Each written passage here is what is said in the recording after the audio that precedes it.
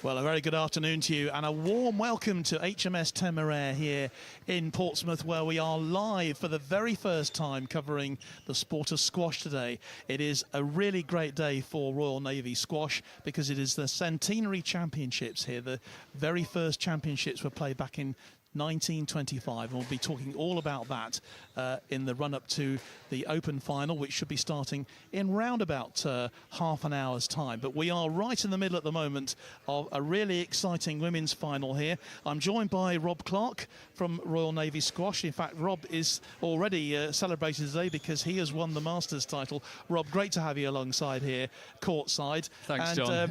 Well, we've had a terrific first game here between the captain of the Royal Navy women's team, Danielle Welsh, and the vice-captain, Lieutenant Commander Harriet Delbridge. Danielle taking that first game by 15 points to 12. And we're into the second game now. And now 3-1. Thanks, John. Yeah, I'm still sweating from my match, but I'll do my best to provide some insight for the ladies' final. Well, Danielle is now run into a 4-1 lead in this second game. Really tight first game. And that was what Harriet was hoping for, because these two have met many, many times before, but Danielle has always come out on top when it really matters. That's an excellent drop shot from Danielle. Really good drop shot there. Difficult to get to for her, but she she got it up. This sport is all about courtcraft, isn't it, Rob? It really is. Dominating that central position there, making your opponent run around. And it's a let. You've got room to play the ball. Yeah, no, it's fine. Invariably, John, the player who owns the middle of the court, we call that area of the tee. If you're spending most of your time in that area, you're going to be dominating the rallies, and you'll normally come out the winner. So it's fighting for territory.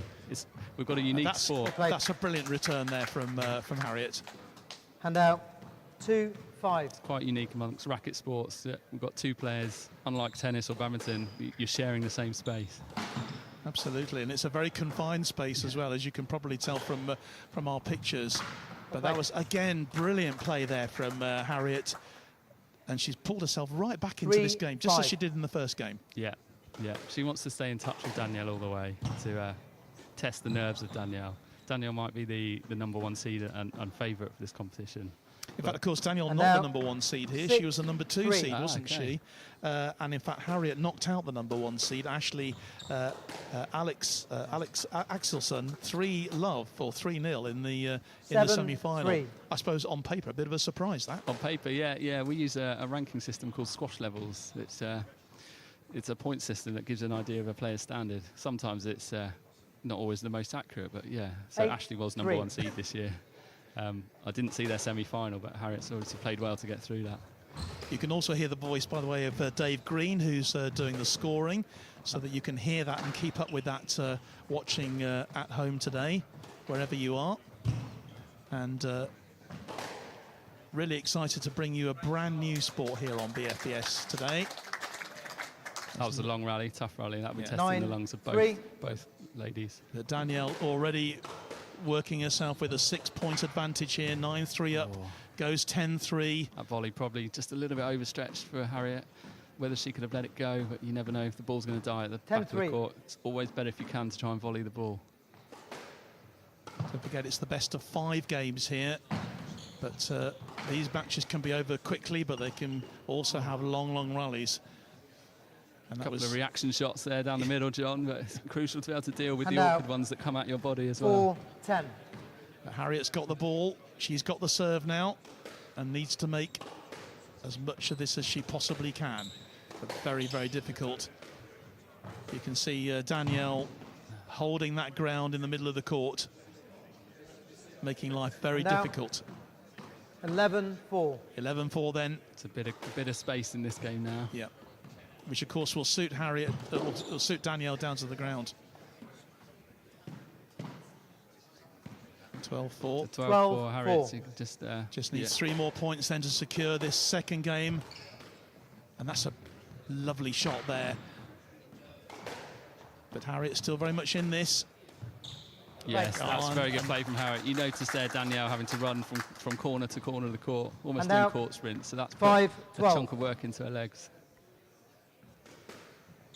Harriet was telling me earlier on that, you know, she knows that she doesn't have the technique of her illustrious opponent, but what she does have is the fitness, and she's really hoping that that will carry her through. And if she can stay in these games, then that's clearly going to make a difference to her. Yeah, it's important, even if you think you're down and out in a game, to keep playing, because it's money in the bank in terms of tiring out your opponent. So you might be on to lose the game, but if you can put a couple more long rallies and court sprints into her legs, it can still pay off later in the match. 14-5. Point game ball for the game.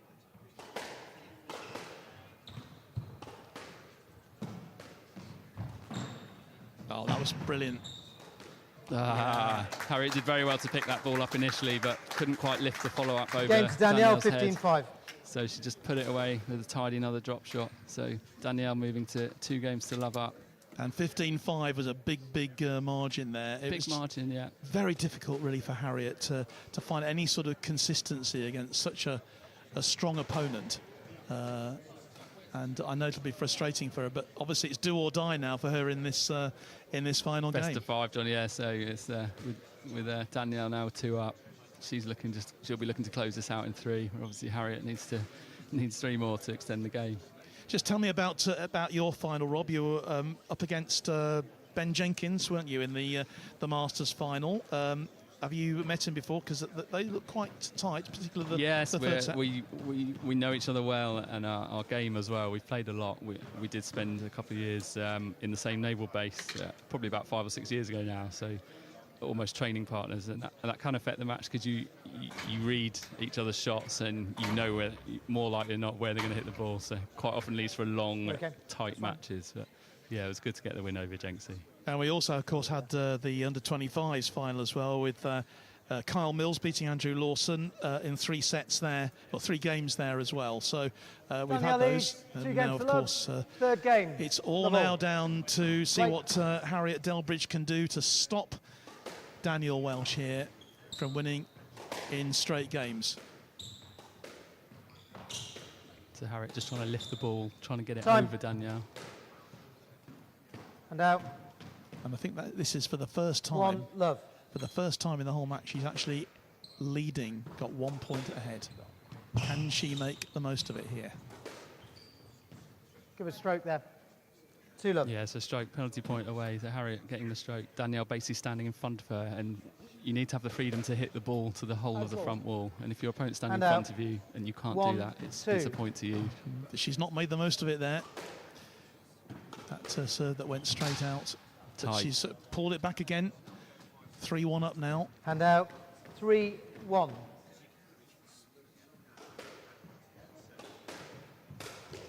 Oh, unlucky. That was unlucky. It was a good serve and a great opportunity to play a volley drop. Just catching the top of the tin. Just caught the tin, yeah. Now, Danielle in possession of that serve. But that's excellent play. And again, was it the let played, I think? Played, yeah. Right just side, a bit of traffic. 2-3. No particular player at fault with that shot. So let being played. It's really if they're standing in the middle of the court, isn't it, and blocking the opportunity when you might get the foul. Oh, what a powerful shot. Amazing power there that she showed there. 3-all. And we're back at 3 each.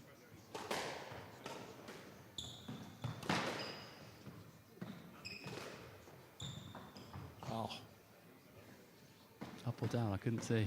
I think it was down. Refs called it 4-3. down, so 4-3 to Danielle.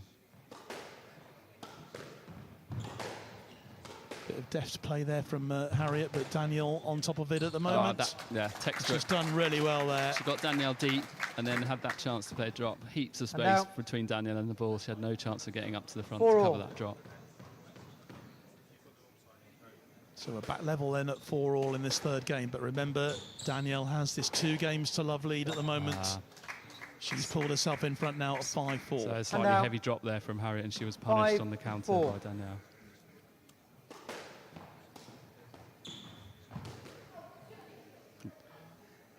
Went for an ambitious shot, and it Just a little bit too pay off. ambitious, wasn't it? Is that the sign of some nerves, do you think, And maybe, now, John? I would 5-all. doubt it.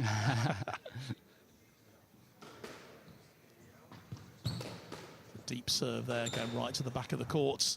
That's that's very well played from Harriet. So Harriet really fighting here. Good serve followed up by another good sort of length to the back, which had Danielle in a lot of trouble trying to dig the ball out of the 6-5. corner. Great shot, damn. That was a brilliant shot. That's a 6-all. Hand out. 6-all.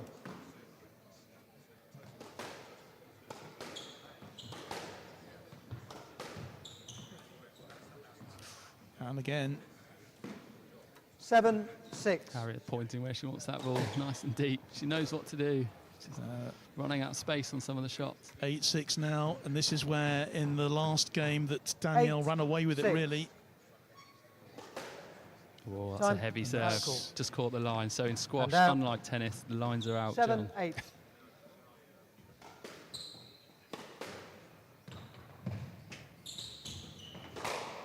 It's been a good fight though from Harriet. She's really not giving up just yet.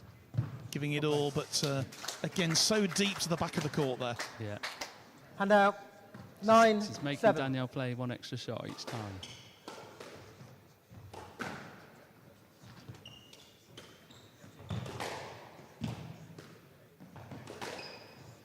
Oh, great width. Just past the reach of Harriet. 10-7. So Harriet's Just gonna 5 points away. needs to formulate a response left. to stay in touch as we get towards the end of this 10-7. third game.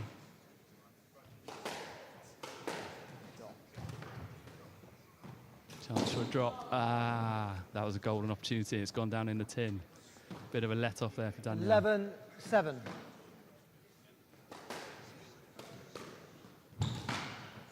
Lovely return from Good Harriet. return nice from and Harriet. straight. She did, hit it straight there, Yeah. and Hand out. big points 8, now. 11. Big chance for Harriet to get herself back into this. Good serve. But what a even shot! better What a return. backhand that was. Crafty flick of the wrist on a short Now, cross 12, court. 8. Very hard to read, and yeah, very hard to react to that shot. And again, she's just beyond Harriet there. 13-8. So 2 points away from the Navy title. But again, a great return then from Harriet Delbridge. Hand out. Yeah, she's just staying in touch. 13. So next 2 points, absolutely crucial. It's a heavy drop. Oh, Turned out to be awkward by the sidewall, so still in this, fighting for her life at the moment. 10-13. Still got to make up those 3 points to get herself back into it. But and that's there's those nerves I was against telling the you about, tin. John. Yeah, 11-13. 2 points even behind to the now. top players, the nerves can count. Good drop. Oh, it's tight. Great recovery from Danielle. Looked like she was under a world of pressure getting to that ball, but And she now just managed to 14-11 match ball. play a counter drop, glued to the sidewall. Good championship ball Yeah. for Danielle. She's in charge of this rally. There it is. She's won it. Well, Very tidy last rally. Okay.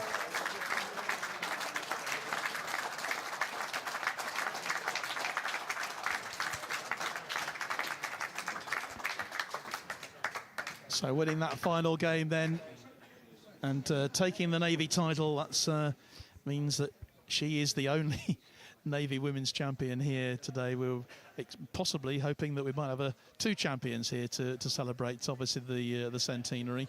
But obviously, you know, Rob, we're here, obviously, and it's been a great performance there from Danielle Welsh there to retain that title. But obviously here today to celebrate the centenary of Royal Navy men's squash. Yeah, yeah. And what a remarkable history it is, isn't it? And you know, just sort of looking back to 1925, when we had a certain gentleman called Captain Robin Charles Todd Hunter, who won that first title. Actually, it was in December of 1925 that he won the title at Queen's Club in London. But the story about this goes back to Robin. In fact, it's wonderful that his one of his sons, Charles, is actually sat right behind us at the moment. Yeah, yeah. And the family history obviously is terrific. But when Robin Todd Hunter actually joined the Royal Navy at the age of 13, believe it or not, Wow.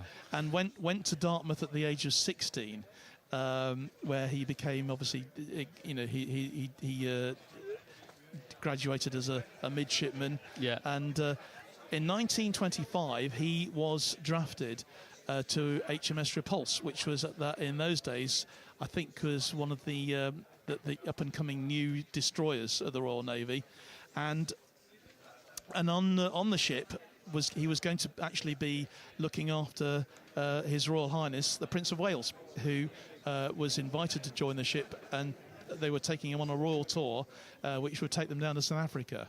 But what they did is they realised, obviously, that the Prince of Wales was a bit of a squash player himself. Yeah. So they constructed, would you believe, a squash court between the two funnels of the ship there, so that obviously the man who later became Edward VIII could actually play. And Robin was invited, obviously, to play squash against him. In fact, he says, I was delighted to receive a letter from their lordships instructing me to join HMS Repulse. The Repulse was serving in the Atlantic Fleet, but she was going to take the Prince of Wales to South Africa and South America in May of 1925, which was a very exciting prospect. And I was asked to join. He says, wonder of wonders, there was a fine rackets court in Gibraltar where he would play there.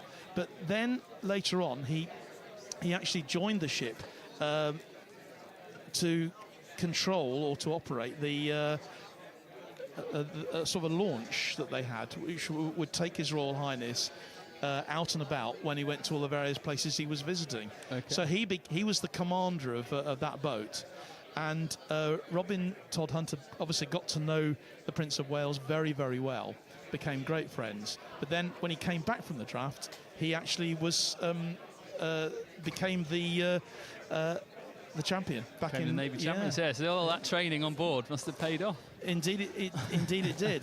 But 100 years later, out on the court now, we have our two finalists in the senior men's competition, and so we're looking forward to that very much indeed. And maybe you can tell us a little bit about these two finalists. Obviously, one of them we know very well, who is Commander Matt Ellicott, and I know that if you're watching in the Falklands today, down on board HMS Forth, your commanding officer is here, and he's competing. And yeah, you know, these two obviously know their game very well. You can see Matt, who is obviously wearing the tracksuit bottoms at the moment, and Steve Warren, Lieutenant Commander Steve Warren, based at the MOD main building in London. Steve is wearing those shorts. He'll be wearing a white T-shirt with his name printed on the back. That's helpful, which would be very helpful. Yeah. Which is very helpful for us watching. Yeah. But just tell us about these two players, Rob, because you know them pretty well. Yeah, so Matt's been involved with Navy squash for his entire naval career so far. He's currently Royal Navy Squash chairman, but has been the men's team captain in the past. and is currently our #1 seed and top player. Steve Warren on the other side is the current Navy squash captain. Joined having played a lot of squash as a junior. So when he joined, he was already a very strong and developed squash player. And these two will have played each other a couple of times in the last few years, but not very recently. So it'll be interesting to see how things pan out today, John. It will be, because and Matt was telling me earlier on, obviously he's just come back from the Falklands. He was in the Falkland Islands at the weekend, so he's come back, taken a bit of extra leave after his 12-week off draft down there, commanding the ship. So he's back with his family. They're all here today to watch. 8 times winner of this title. He's obviously got a great pedigree behind him. Impressive, yeah. 8 times winner. And Steve is the 2 times winner. Taking you through what they've done so far. Steve in the quarter-final beat Dave Green 3-0. 2 tie breaks, so that was maybe a bit closer than the scoreline suggests. And I don't want to sort of, pour oil on the waters here, but he did beat you in the semi-final. He did, by 3 games to 1. Steve was very much the favourite for that semi and played extremely well. So yeah. But he did say that you played extremely well too, and actually, he was 2 up, but you came back in that 3rd game, made it pretty tight. He said he made a few mistakes. He did, yeah, and he'll probably try and learn from that to some extent for this final. He was the favourite, and there's probably no need to put himself under such pressure to make those mistakes, and he certainly won't be wanting to do that against Matt in this final. No, he won't, but he ended up beating you by 3 games to 1. Matt's round, well, he had a bye in the first round. Into the quarterfinals, he beat Scott Wiltshire by 3 games to love, and in the semi-final, again, a 3-love lead against Tom Crompton. But Matt was saying earlier on that one of the big problems he's had is that he's just not played very much squash over the last 3 months, because obviously, work commitments have got in the way. Yeah, so he won't be, as match fit as he has been in the past. In terms of the RNSRE Veterans and the Centenary celebration, I'm absolutely huge welcome. Just before we get into the main event, the final for today, everybody needs a terrier. Okay? My terrier is this person.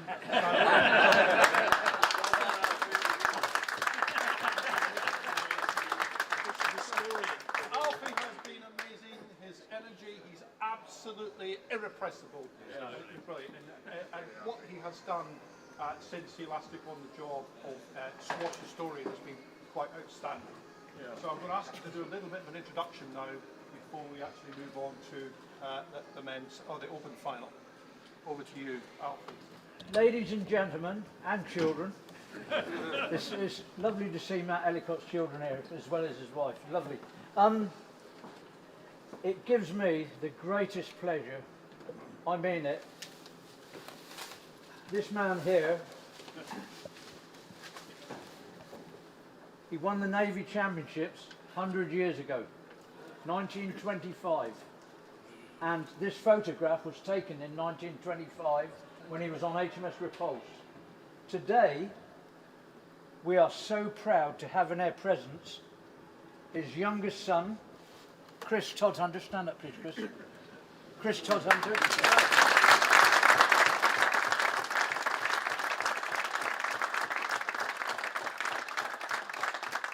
I should be wearing my reflective coat with it bathing in his reflected glory. And Robin Charles Todhunter, the first winner in 25, his grandson Charles. And I spoke to his mother, who's 93, and she's the eldest child, so we've got 4 children alive. But more than that, we're going to have a fabulous time. Please, a big round of applause for them arriving today, and then we get on with the final. Thank you.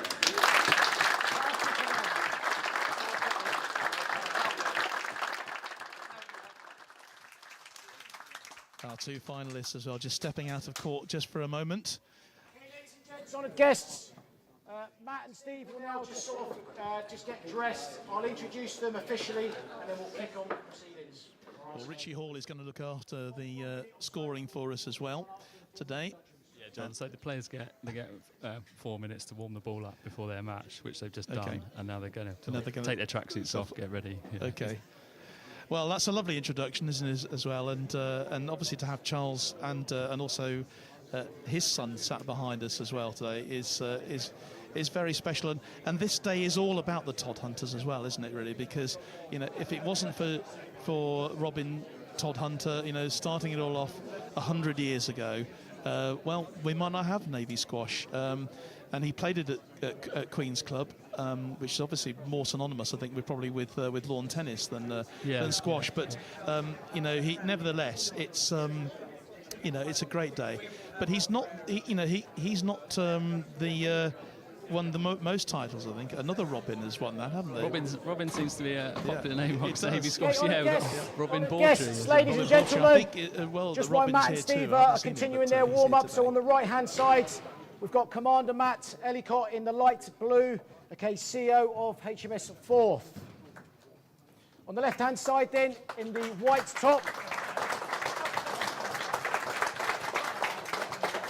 with Warren written on the back, which is great. Lieutenant Commander Steve Warren from MOD Maine.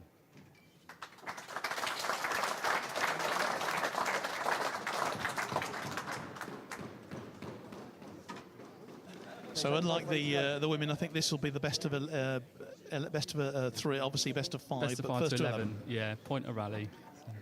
Not often that you have a sport where the first women game, actually, in Steve theory, Warren to play for serve, longer than the best men. of 5 games, play on. So here we go then. Expecting a really tight game here between these two who know each other inside out. But Matt Ellicott has had the most successes, gets that first point. So And out, one love. the players will be using these first few rallies to sound each other out and get a feel for the court as well as the ball conditions. Squash is quite unique in that depending on the temperature of the ball, John, it can behave And quite out, differently during 1-1. rallies. So with a large crowd in and the heating up, I expect Yeah. the ball to be pretty lively, Yeah. and they'll be getting a feel for that in these first few rallies. You said they warm up for 4 minutes with a ball to get it warmed up. Yeah, What a recovery there from the wall that was. strong, But, strong backhand drive there from Steve. 2-1.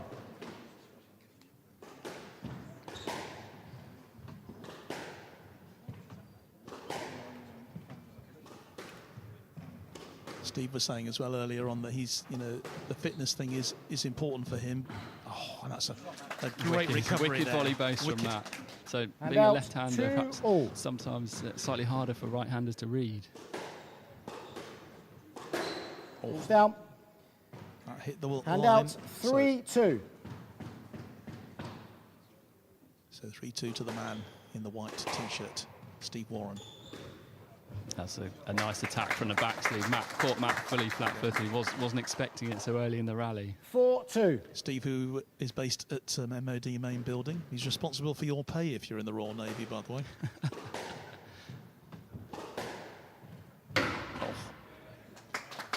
Good length from Steve. So the ball just dying at 5-2. the back. Not overhit, not underhit. It's a good start here from Steve Warren.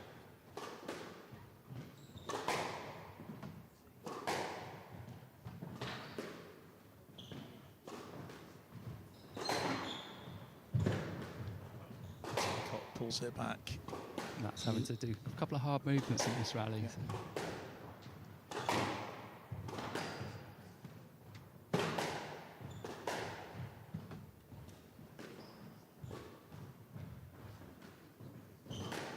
Oh, that's brilliant. Very well straightened from Matt.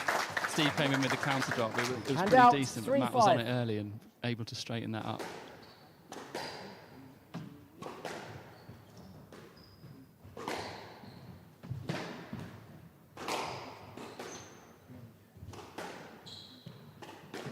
Love. Oh, yes. Superb attack. And out, 6-3.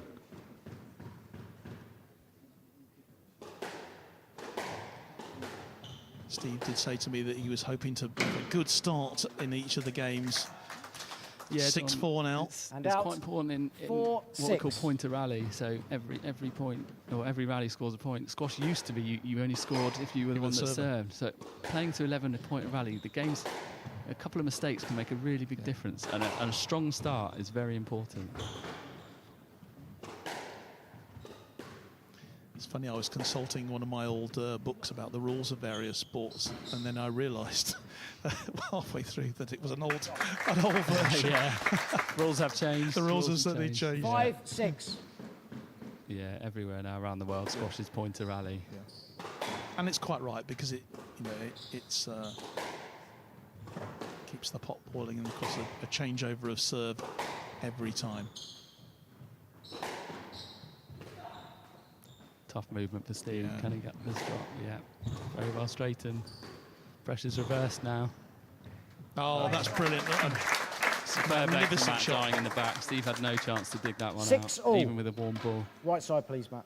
So he's pulled it up to 6-all. 6-all now. We're getting towards the business end of the game.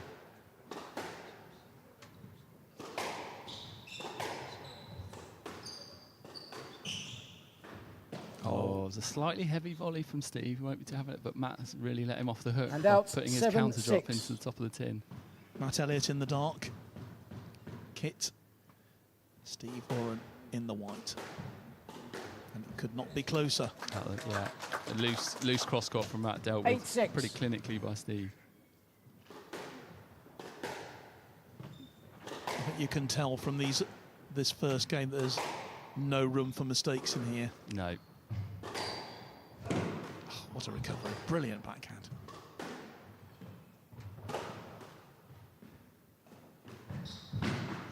Oh, yes. Very well. Steve read that drop pretty early. It allowed him to get onto it and come back with 9-6. a trickle boast just to catch Matt flat-footed.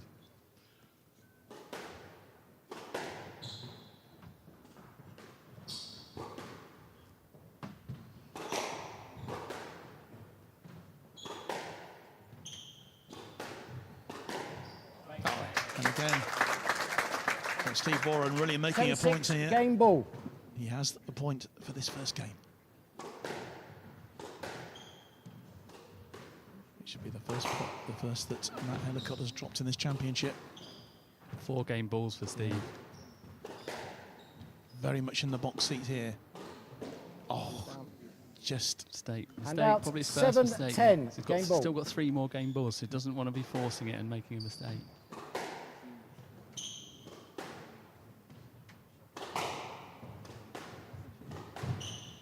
Stroke ball. Yeah, straight to Matt there. So Steve just playing a shot slightly back on And out, himself. He was 8-10. unable to clear and provide Matt unrestricted access to the ball. So Closing the gap. Matt's point. Oh, yes, but that is good enough. Good enough to win the first game. Brilliant 11-8. backhand drive First against game Steve. to Steve, He's played 11-8. a few of those strong backhand drives in that game, and that one was deep enough to get out of Matt's reach and clinch that first game. Well, what a good start then for Steve Warren. Yeah, it wasn't too long, so they'll both still be reasonably fresh for this for the subsequent second game as well. So they're entitled to take a 2-minute break now. Loads of other sport going on in the world of military sport. Let's have a quick catch up with that, shall we, while we wait for the players to come back out for the next game.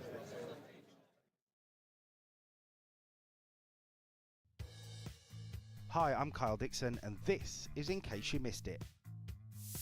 Red hot Army form, the men's senior rugby union team recorded another win away to Rams. They beat the development team 35-7 with 5 different try scorers to make it 4 wins from 4 games for the season. It's not just the Army who keep winning, as the RAF recorded a second consecutive victory against the British Police. Despite losing at half-time, a captain's performance from Mark Williams inspired a comeback. His hat-trick helped them to a big 57-14 win at Sixway Stadium in Worcester. The latest RAF referee seminar at RAF Cosford had a special guest. Premier League official Anthony Taylor was on hand to give his expertise to the RAF's top men in the middle. The official also received a tour around the hangar to see how the RAF operate. Looking for wickets in the Middle East, the British Army men's development cricket team are currently on tour in the United Arab Emirates. They're the first UK Armed Forces cricket team to visit the country, but started the trip with back-to-back defeats. Darts has officially been recognised as a sport in the British military. All three services have given the sport an official acknowledgement, with it becoming a Category 3 sport in the British Army and RAF and a Category 4 sport in the Royal Navy. Organisers are now planning out their next steps for progression, with the long-term aim to hold an inter-services championship. Level, play on.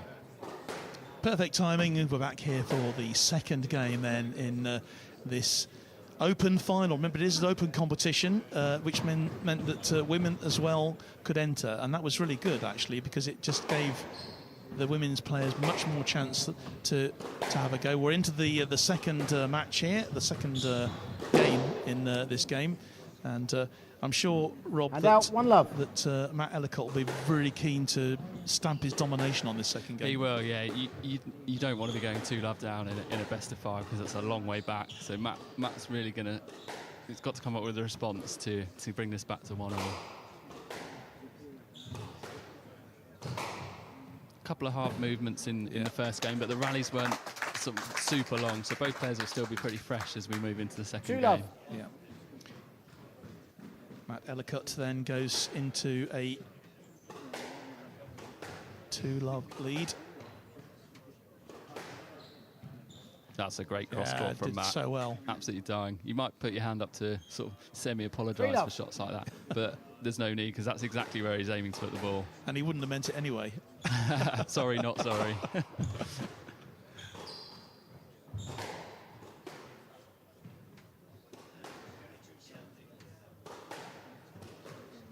Yeah, loose shot from Steve. It just came out off the side rail, so Matt dealt with that pretty well. Can be quite awkward when the ball's coming towards you, but he put it away.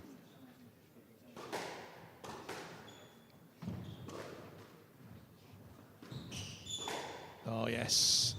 But again, a great recovery from Steve there. Yeah, initially wrong-footed, but he got back for it. It was a great effort. We were back in the rally.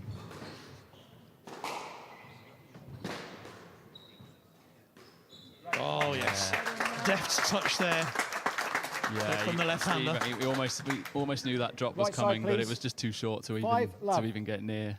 Well, this is a really great start, isn't it, to the second game for Matt Ellicott here. 5 love up already. Yeah, big response, as we expected. But things can change. And out 1-5.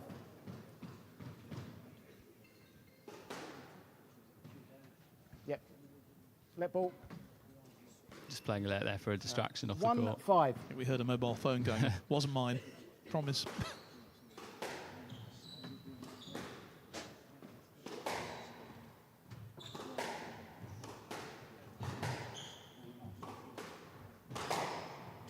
Oh, yes. Let ball. It was a let. 1-5. Let ball. So Richie there, the marker, just deeming that Matt had enough space to play across court, so just playing a let for safety. What a backhand that was.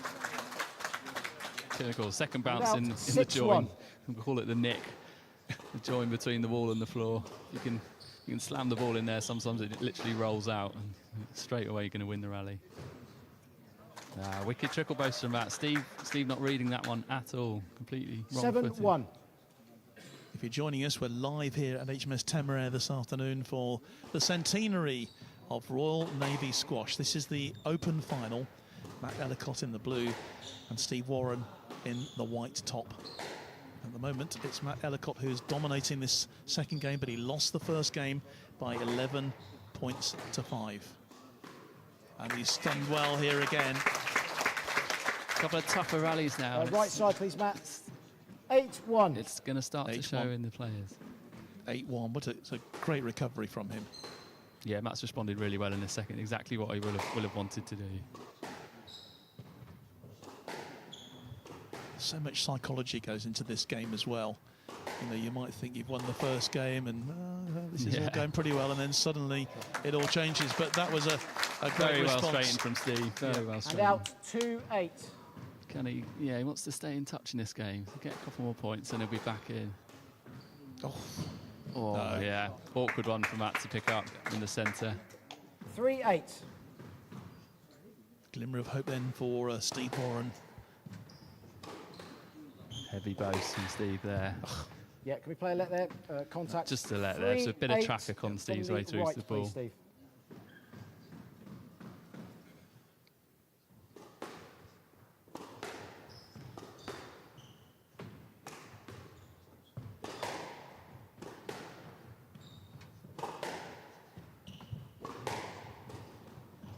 Again.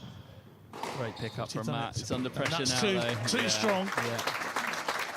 Matt did very well to get to that initial 4-8. ball, but just found himself a bit exposed on the follow-up from Steve. It's a brilliant reply from Steve Warren here. But Awkward one. yeah. Won't be happy with that. For anyone who's a beginner at this game, And out. the difficulty is 9-4. when that ball hits that back wall, when do you go for it? When do you hit it? What, timing the ball? Yeah. Ideally, you don't even let it get there. And you'll notice that the higher the standard of play, the more and more they'll volley the ball. Tough rally.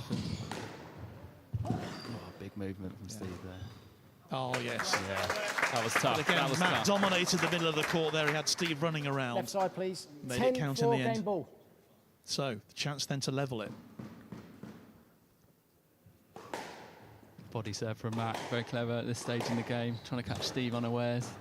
And he's done it. There we go. Steve making the error, really. Unforced error with a boast into the tin. 1 game all. Okay, 11-4, Matt, second game. So that's a really great response then from Matt Ellicott there to Steve Warren taking the first game.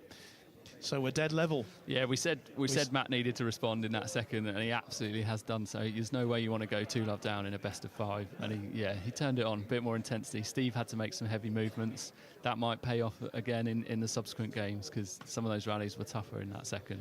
They were, but it's a really high standard of squash, which we're really enjoying. Hope you're enjoying it as well at home. And don't forget, next week we're going to be back here at HMS Temeraire, in fact, just across the road from here, for the 2025 Inter-Services Netball Championships.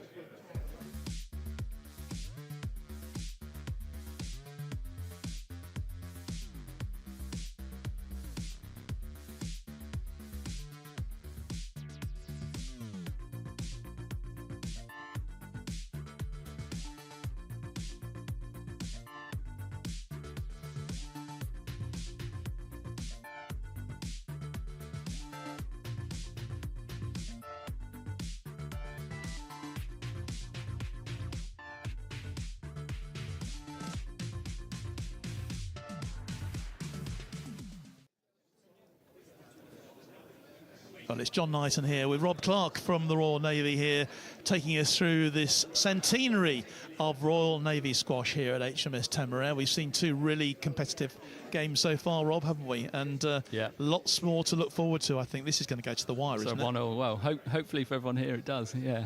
Steve's got to respond now, though, because Matt had the upper hand for the majority of that second game, so he'll be thinking what he can do to reverse that pressure. Well, they're coming out for this third. Could be very decisive, this.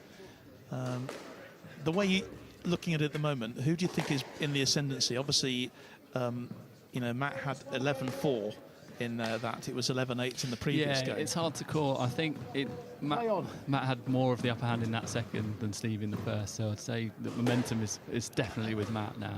So Steve's got to turn it back on and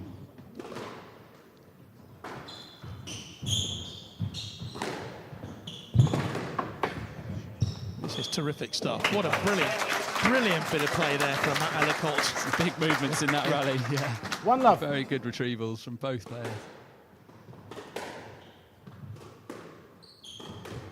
And again, That ball was there for the taking, and Steve didn't hang about in putting it away.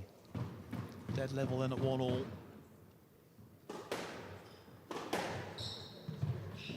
So Matt being left-handed, you look to do your first serve onto their backhand, traditionally sort of the weaker side to return serve. Too good. Yeah, another opportunity. It's a good sign from Steve. He's not being too 2-1. cagey, and when he's got an opportunity, he's taking it in short and applying the pressure. These 2 last met, by the way, in the quarterfinals of the UCAF Championship back in 2023. It was Matt Ellicott who came through there. Another chance for a volley. I seem to remember that was held up in Wolverhampton. So Wolverhampton Squash Club, which 3-1. was hosted that day. Yeah, hosted by the RAF, the RAF. I think that's the sort of home club that they use for a lot of their competitions. And out 2-3. So really tight then in this third game. It's 2-3 at the moment to the man in the white top. Out of court. There we go. So straight away, despite Steve having some 3-all. good finishes in the first few rallies, we're already back at 3-all.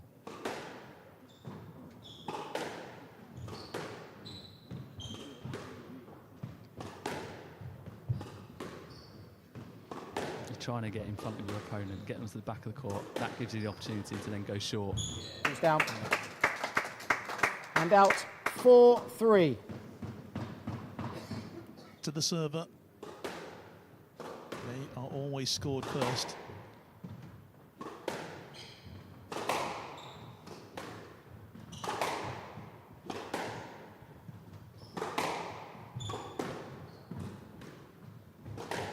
So Matt there, yeah, this volley drop. Sold in the dummy. Volley drop, slightly heavy from Steve. And so out, Matt had time 4-all. on that to, to wrong foot Steve.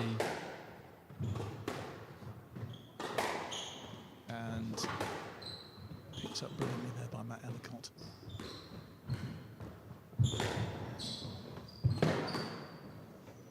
This is a terrific rally. Steve. Oh, yes.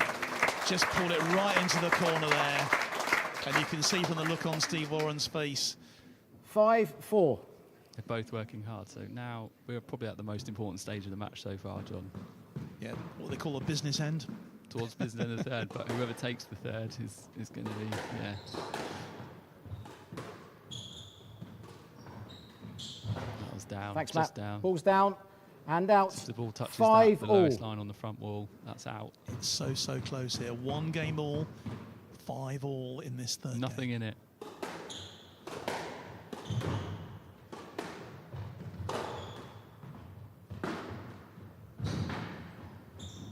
Oh, yes. Wow.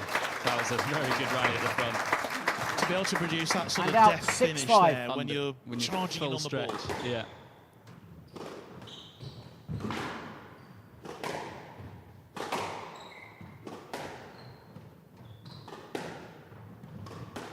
Twisting and turning each other with plenty of cross courts. Oh, That's yes. a loose space from Steve, and now he's under pressure as a result. Oh, yes. Again, you think it's all over, but it isn't. This rally is... Oh, yeah. Great rally, great rally. Best rally of the match so far. Yeah. And it's gone... Left to side, Matt please. Ellicott. 7-5. Both players are having to work hard because they know the importance of this stage of the match. He has a 7-5 lead, just the 2 points. Again, went straight for the body there with that serve. Oh, that's very well put away by Steve. 7, And out 6-7. 6-7.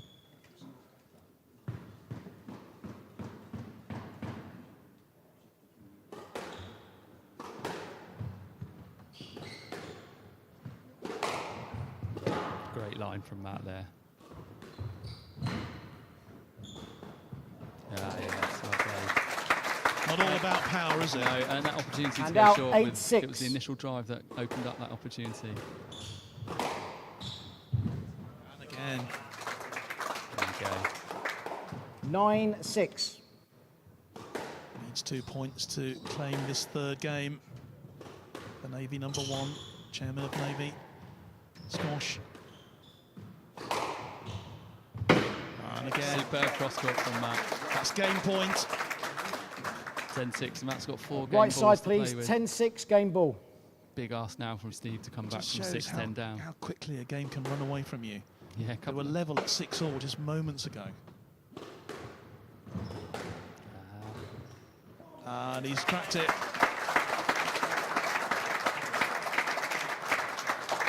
Okay, 11-6 to So Matt. the Matt leads 2 games to 1. Takes a 2-game-to-1 lead. Then yeah.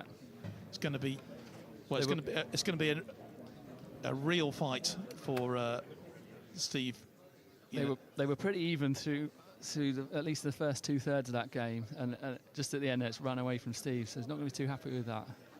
But yeah, Matt playing very well. They're both having to make some pretty hard movements in that game. Don't go away. Back with you very, very shortly. Ajax is here and is being rolled out across the British Army. We've been invited along to see vehicles arriving at their new units. Imagine a war where undersea cables are the battlefield. It's a war Russia may already be waging. One of the great advantages is minimising the amount of time that you can collect the above water picture and then conduct analysis once the mast is lowered. Welcome to Con 2. We've got a radio operator working in the back and we've got a watchkeeper watching over data. So we're in the cockpit now of the A400. This is all fly-by-wire, so like a computer game really. Most young men and women will never have experienced as much in just 7 weeks. This is basic training Royal Navy style.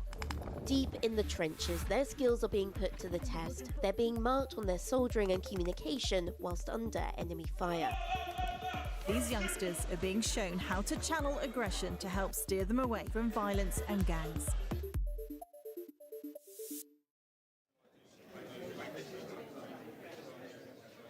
So back here at HMS Temeraire then, is this going to be the final game of the Centenary Open Final? It's too close to call, isn't it, Rob, really? It is, because yeah. it's been a terrific game so far.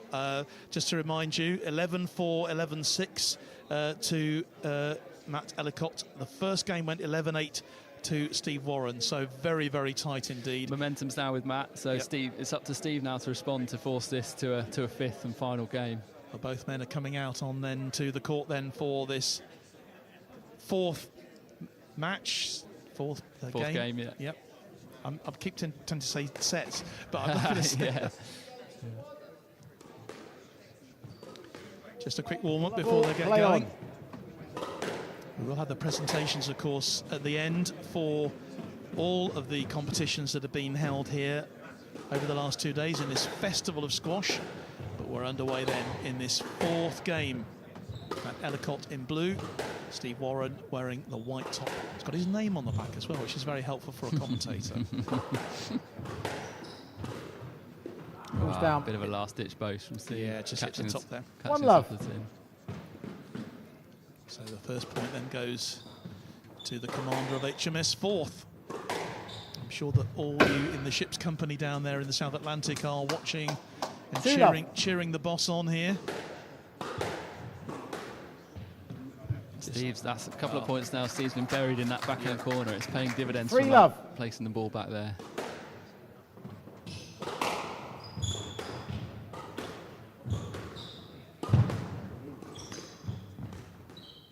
Chance for Matt here. In squash, the game can run away from you so quickly. Unforced error there from Steve. He had time on that shot. Went for love. Went right for quite an please. ambitious attack from the back, and unfortunately just catching the top of the tin. Early lead here now for Matt. As we said, you simply cannot afford to make mistakes at this level, at this stage of the competition. That was a mistake this time. A lifeline for Steve.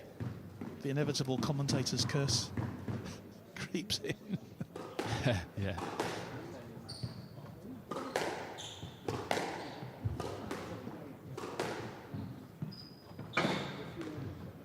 Great recovery from Steve there. He's got the ascendancy here.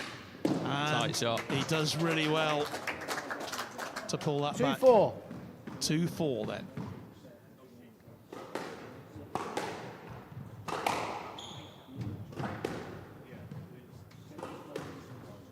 Just give the stroke to Matt. Stroke ball.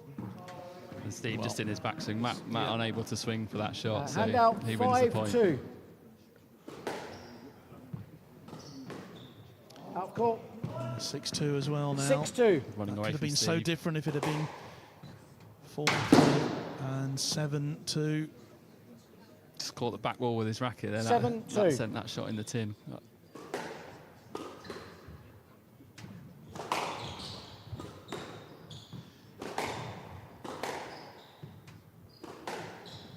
here holding all the aces at the moment. Yeah, he's got a big lead, so Steve needs to hang on in.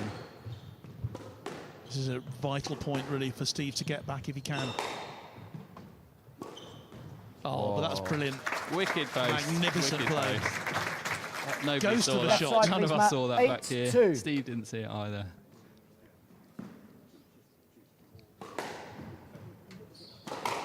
again, that serve. Yeah, going for a body service can be useful just to unsettle your opponent.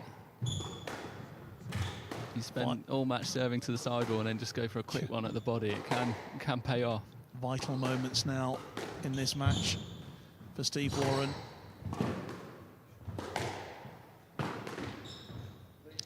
Yes, Let. Yeah, a bit of traffic there. Matt 8-2 and Steve for direct the line to left, the ball, please. so Let being the fair outcome of that rally.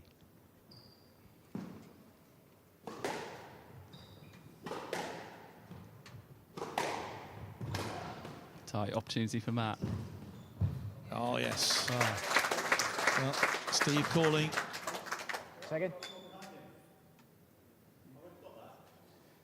No, no, I don't think you'd have got to it.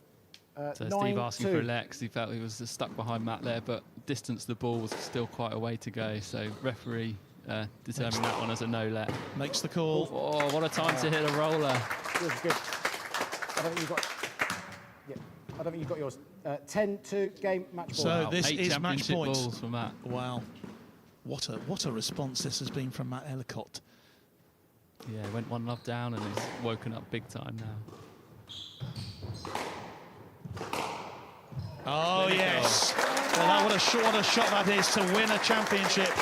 Very well played. Came back from 1-0 down. Really excellent performance. Thanks, Steve. I know Steve will be very disappointed about that, but the champion for the Centenary season is Commander Matt Ellicott. Congratulations.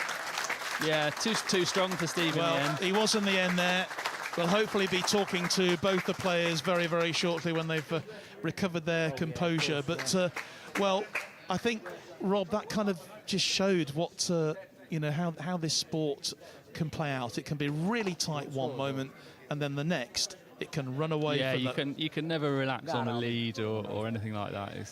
Your opponent can just turn the pressure back on, or you can start getting cagey, thinking you're getting near the finish line, and things can turn really quite quick.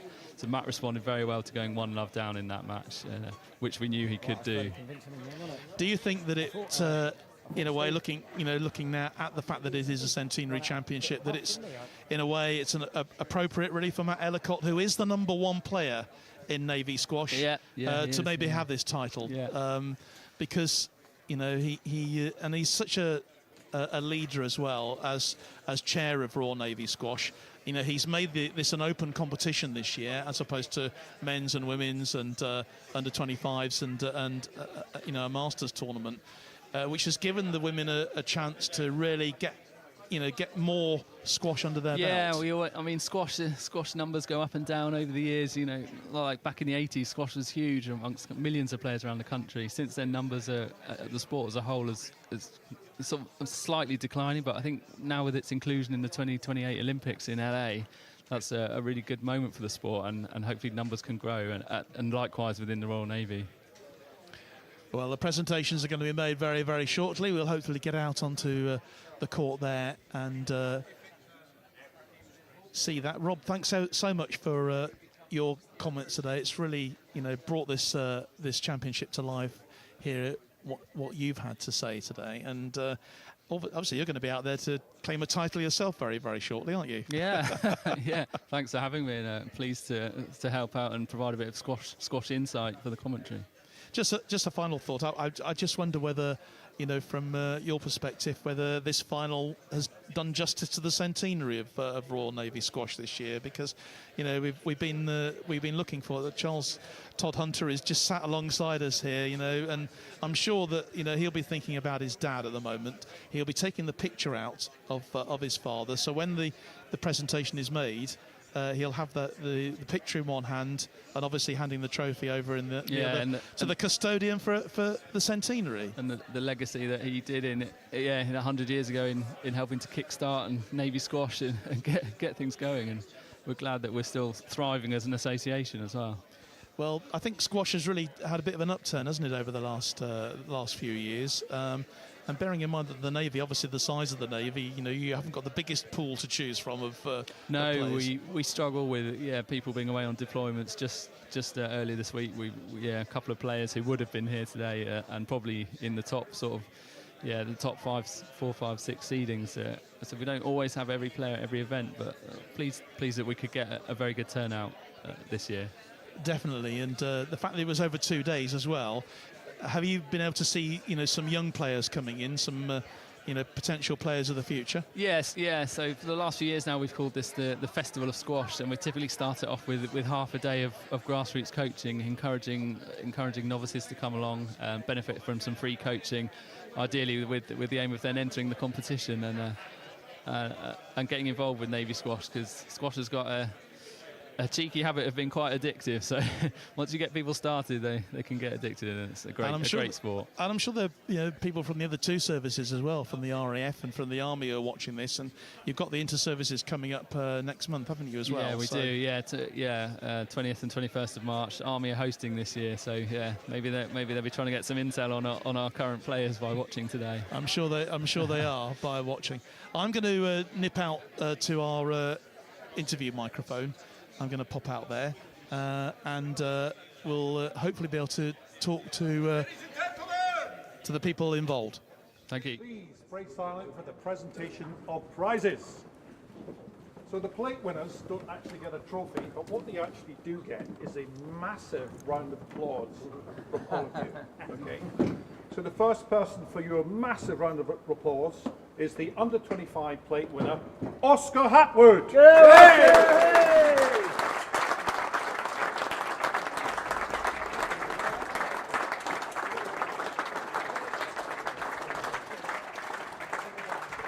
So,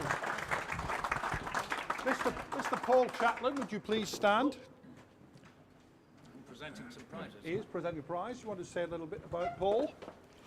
Well, I asked him earlier, Paul Chaplin. And I said, don't say it. And he said, yeah, sorry. And I just said to him, are you still under the Official Secrets Act? And he looked at me, no. and he looked at me all strange, and he said, I don't think so. Well, you probably all know that the Official Secrets Act, it's supposed to be lasted 50 years after you leave the service. And one of the first matches I ever refereed was Paul against Robin Bawtry, and in 1977. And I had him muttering in Russian, okay? I had Mike Benson on my right, who is a member of the Magic Circle. Mike Benson. I'm refereeing the match, and he said, pick a card. I said, I'm trying to referee the final. And I had Admiral Sir James Eberly, Big Jim, on my left. And it was incredible, and that was my first sighting of Paul Chaplin playing Robin. And Paul Chaplin was ranked in the top 20 in the country at professional level. Forget about amateur level. And Robin was 8-love up in the first game against this whippersnapper. Now, 8-love is still. Now, this is 1977, so we're nearly 50 years ago. He questioned when I shouted. He questioned whether the ball was in for service at 8-love to Robin. And I said, Well, try something. what you do as a referee, you never say, I think, because that puts a doubt in their mind. I said, no, the ball was good. I said, I'm nearer to the line than you are, the out-of-court line. And so the argument went on a bit. And he's 8-love down, and Robin about to serve, and Robin says, Alfie, let's play a let. Like he would do, right? He said, let's play a let. And guess what? So he got to serve. I said, okay, if that's where you want it, Robin. He got to serve, and what did he do? He served out on purpose. That is Navy squash for you. But guess what? He lost that game 10-9. And this match, yes, okay, yeah. Enough. So you can see really the amazing history that's involved here in the Royal Navy Championships. We're going to head into the court here. And I'm sorry, I'm just bashing myself against the door here. Okay, in the under 25 competition, we have Andrew Lawson, please.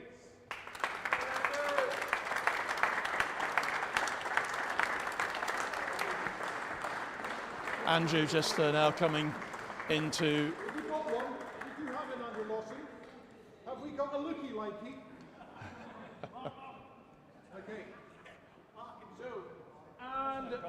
the winner of the under-25 competition for 2025 was Kyle Mills. Yeah, Kyle, who had a terrific 3-love victory in his final.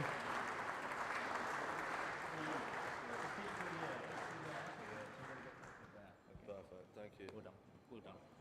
Gentlemen, can you stand in front of the trophies for the... Come over. Paul, come in front of the table and recreate your handshake for the camera. Do it again.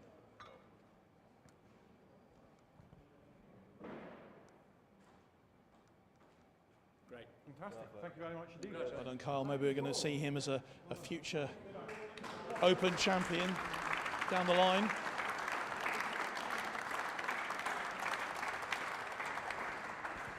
So your next massive round of applause is for the winner of the Masters Plate, Dave Green.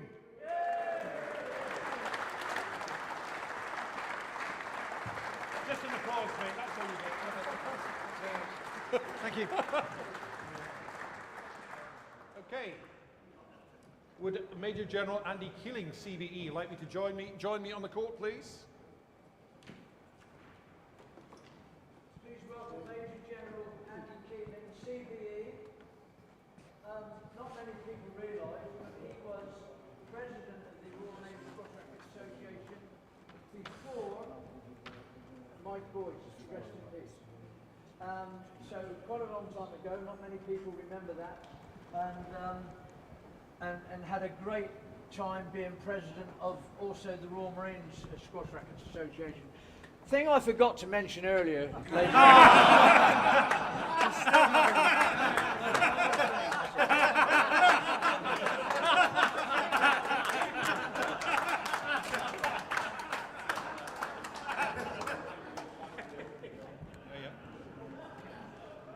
Okay, and the Masters runner-up is Ben Jenkins.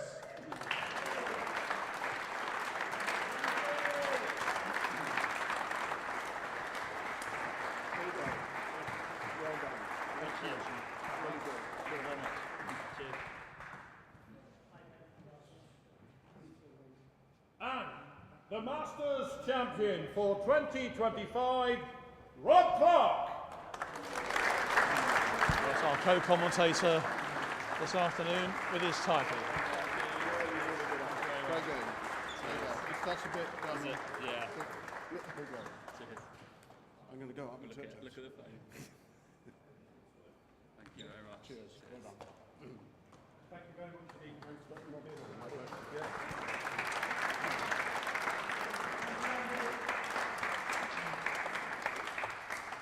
So, huge round of applause for the ladies' plate winner, Ashley Exlisland. You have to tell me how to pronounce that. I have not got a Scooby. See here.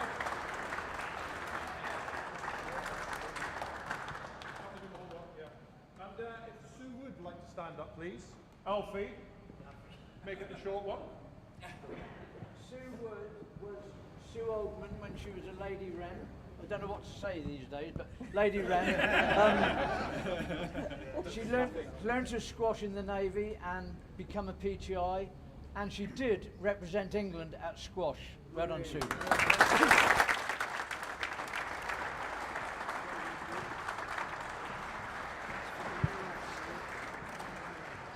And the ladies runner-up, Harriet Dilbridge.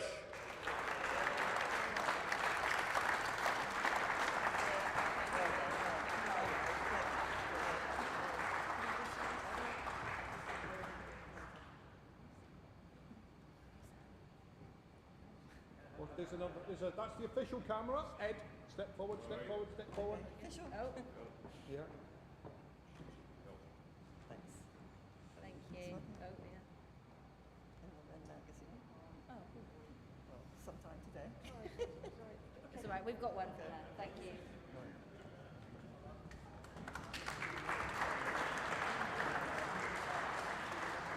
And the lady champion for 2025, Daniel Welch.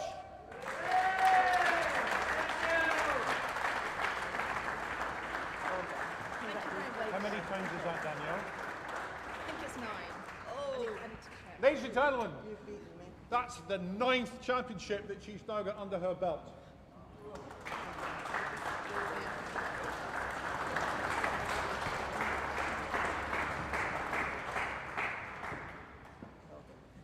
Thank you very much.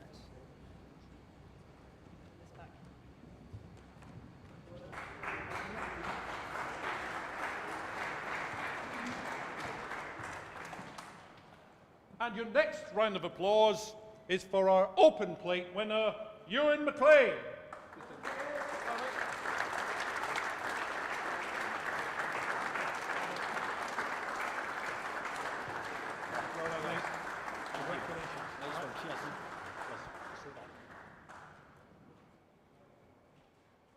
Okay. Would the Todd Hunters please join me on the court?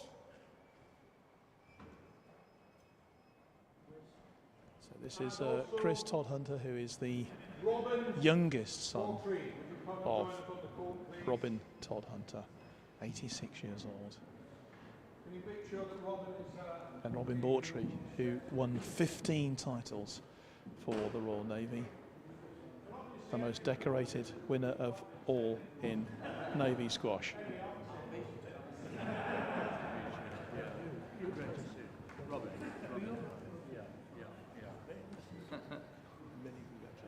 So, presenting the runners-up trophy, or the runners-up prize for 2025 is Robin Bawtry, and that is to Steve Warren. What a great man.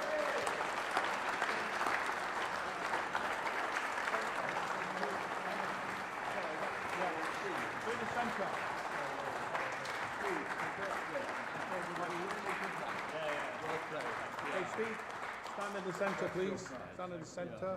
Photograph, please Ed. Together. Move together. Okay, fantastic.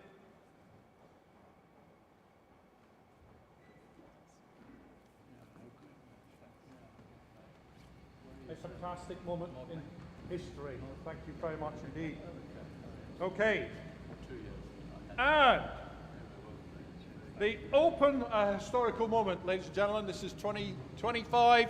Your Open champion is Matt Ellicott.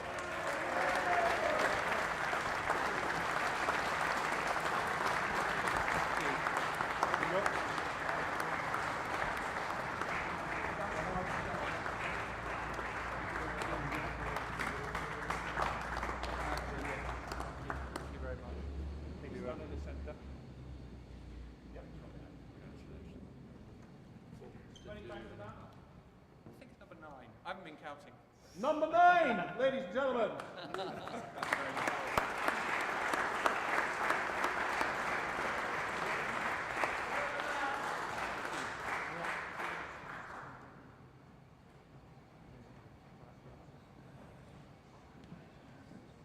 do you want to do the colours? Yes, do you want to do it? No, I think you should do the colours. Okay. And the presentation of the ties. Do you want to MC it? Yeah. So, ladies and gentlemen, the chair is now going to take the chair, would you believe? And he's going to present some ties to our very well-travelled Todd Hunters, and also colours to people who have represented their service for the first time.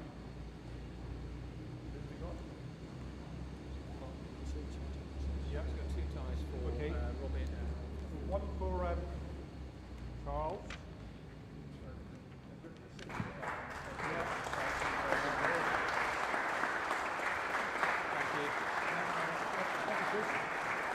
And Charles, where are you? Oh, sorry. There you are. Thank you very much indeed.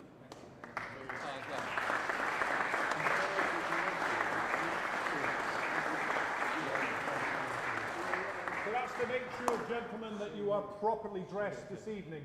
I shall change as soon as I'm not sure he's wearing the right tie. Okay, and Sue, we can't but help mark the occasion of you coming along as the only female veteran.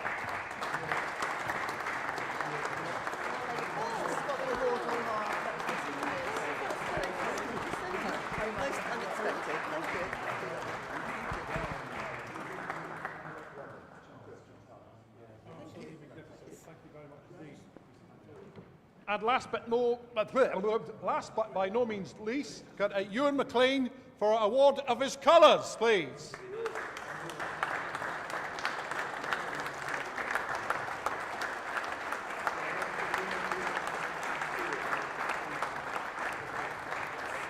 Well done. Thank you. Thank you very much. Thank you. Yes. Okay, the next photograph is going to be the Parade of Champions. So if you're a past champion, please join us at the court. Navy Open Championship. Past champion, come and join us.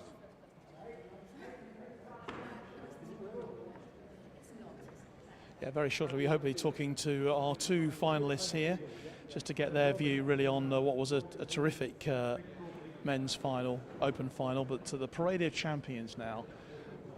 Reflecting really, there are 8 of them who are here today who have won this title in the past, going back 100 years. And obviously the photograph of Robin there, proudly presented by his son, to take us back to 1925. Okay, champions, if you'd like to array yourself, please, behind the table, behind the trophies. Can we, Robin in the middle. Can we have Robin and the top 100? Always takes a while just to organise these things, get them absolutely right. But we would like to grab a word with the 2 open finalists before we finish today, just to get their reaction really to what was a terrific final, I'm sure you'd agree, for this Centenary Championship.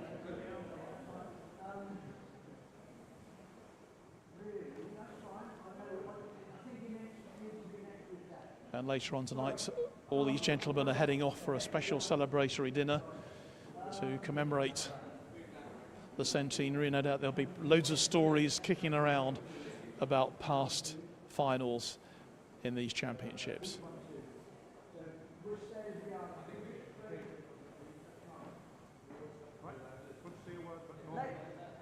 Ladies and gentlemen, just to let you know that this is a roll of honour, and Robin Hawtrey leads that roll of honour with 15 titles.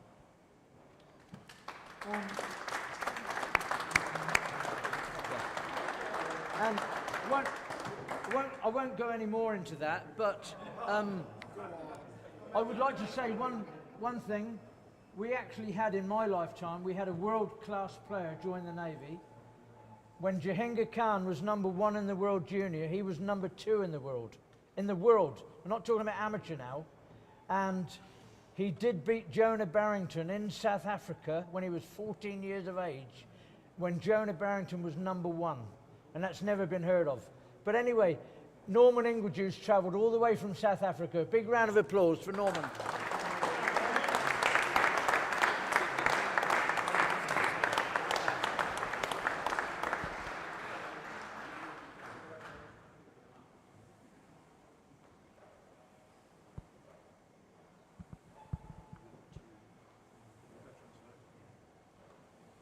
Okay, ladies and gentlemen. So if we could just stick around for a quick chat with Steve and Matt as well, please, just to reflect really on what was a terrific open final. Steve, you took that first game. Yeah. And you must have thought, hey, I've got a great chance here. Yeah, I had to keep at it. I knew he was going to get stuck into me. So I had to come out the blocks quick, and I think I was probably more clinical. And then, yeah, Matt came out and used his experience. He took a little bit off his shots, and it was fading, so I was having to chip out. And it was frustrating me because I was constantly having to chip out. And yeah, he sort of put me to the sword, frustratingly, and it was 6-all in the third, and it could have gone either way. From you. Yeah. And that's squash, isn't it? I mean, you could be in the game, and then suddenly, it can run away from you. Yeah, and it did, and Matt got a good start in the fourth, 4-love up, and then it's really difficult to claw it back then. And then he just had to, as we say, he sort of kept his foot on my throat, and he didn't give me a break. So yeah, it's bittersweet. That's the for second place to Matt now. You'll go again though, won't you? I'll go again. I will go again, but yeah. Thanks. Steve, thanks for talking to us. Yeah. We're hoping to talk to Matt very shortly as well. In fact, I'll just see if I can very quickly grab him over for a quick chat.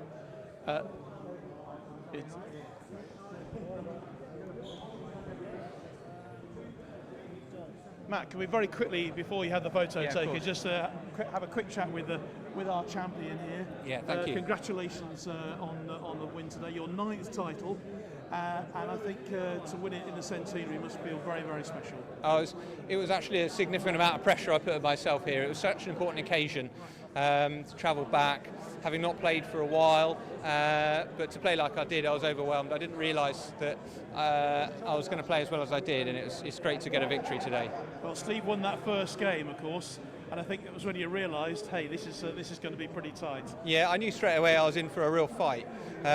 Steve came out of the blocks, and after that first game I had to change my tactics. I had to slow the ball a little bit, I had to work on my width and my length, which I did, and thankfully I pushed him to the back corners, and that allowed me to control the game, and the next 3 thankfully went in my favour.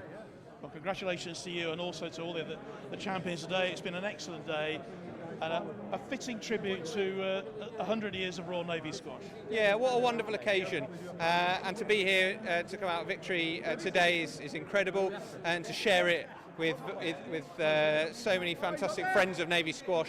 You know, it's a once in a generation, really. I don't see this happening again anytime soon for another 100 years, so it's a wonderful occasion. Okay, Matt, thanks for talking to us and congratulations once again. Thank you very much.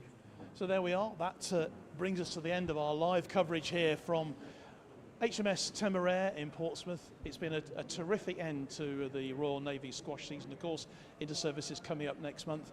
But from all of us here down at HMS Temeraire, don't forget we've got netball coming up next week with the Inter-Services Championship here. But I'll leave you with this wonderful picture here celebrating the centenary of Royal Navy squash.